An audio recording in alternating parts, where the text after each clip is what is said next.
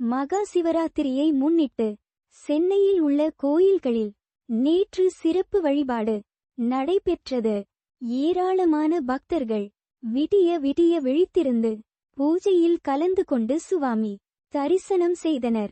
மாசி மாதத்தில் வரும் தேய்பிறை சதுர்த்தசி நாளான நேற்று மகா சிவராத்திரி கொண்டாடப்பட்டது.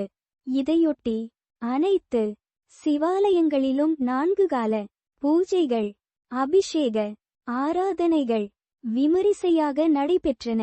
வடபழனி முருகன் கோயிலில் 4 கால பூஜைகளுக்கு நடுவே விடிய விடிய சிறப்பு கலை நிகழ்ச்சிகள் நடத்தப்பட்டன.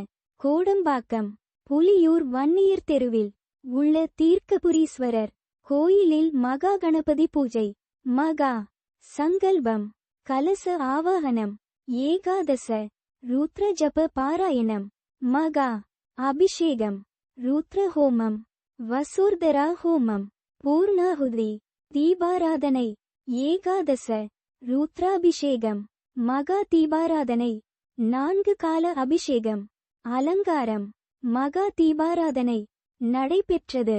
கோடம்பாக்கம் ஆண்டவர் நகர் அங்காள பரமேஸ்வரி அம்மன் கோயிலில் 26ஆம் ஆண்டு மகா சிவராத்திரி விழாவையொட்டி மகா சிவராத்திரி பூஜை, சப்தகன்னி வழிபாடு உள்ளிட்டவை நடைபெற்றது.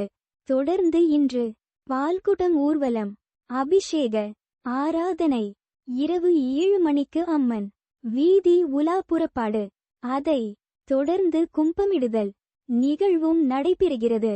இதையடுத்து 28ஆம் தேதி ஊஞ்சல் சேவையும் மார்ச் 2ஆம் தேதி திருக்கல்யாணமும் நடைபெற உள்ளது. மயிலாப்பூர் கபாலீஸ்வரர் கோயில் சார்பில் ஆர்கே மடம் சாலையில் உள்ள கபாலீஸ்வரர் கோயில் மைதானத்தில் சிவராத்திரி விழாவை அமைச்சர் சேகர்பாபு நேற்று மாலை தொடங்கி வைத்தார். இதில் வாய்ப்பாட்டு, தாளவாத்தியம், பக்தி பாடல்கள், பரதநாட்டியம், சொற்பொழிவு, சிவ உபதேசம் உள்ளிட்ட பல்வேறு ஆன்மீக நிகழ்ச்சிகள் நடத்தப்பட்டன. பக்தர்களுக்கு பிரசாதங்கள் வழங்கப்பட்டன. திருவான்மியூர் மருந்தீஸ்வரர், திருவொற்றியூர் தியாகராஜசுவாமி, வேளச்சேரி தண்டீஸ்வரர், மாடம்பாக்கம் தேனுபுரீஸ்வரர், மாங்காடு வெள்ளீஸ்வரர், பள்ளிக்கரணை ஆதிபுரீஸ்வரர், சைதாப்பேட்டை காரணீஸ்வரர் உள்ளிட்ட சிவன் கோயில்களிலும் 4 கால பூஜைகள், அபிஷேக ஆராதனைகள் விமரிசையாக நடைபெற்றன. சொற்பொழிவு, பட்டிமன்றம், கலை நிகழ்ச்சிகளும் நடந்தன. ஏராளமான பக்தர்கள் இரவு முழுவதும் விழித்திருந்து சுவாமி தரிசனம் செய்தனர். மகா சிவராத்திரியை முன்னிட்டு நாதபிரம்மம் இசை நாட்டிய கலை களஞ்சியம் சார்பில் சிவன் ராத்திரியில் சிவன் கீதங்கள் எனும் 12 மணி நேர தொடர் இசை நிகழ்ச்சி மேற்கு மாம்பலத்தில் நேற்று நடந்தது.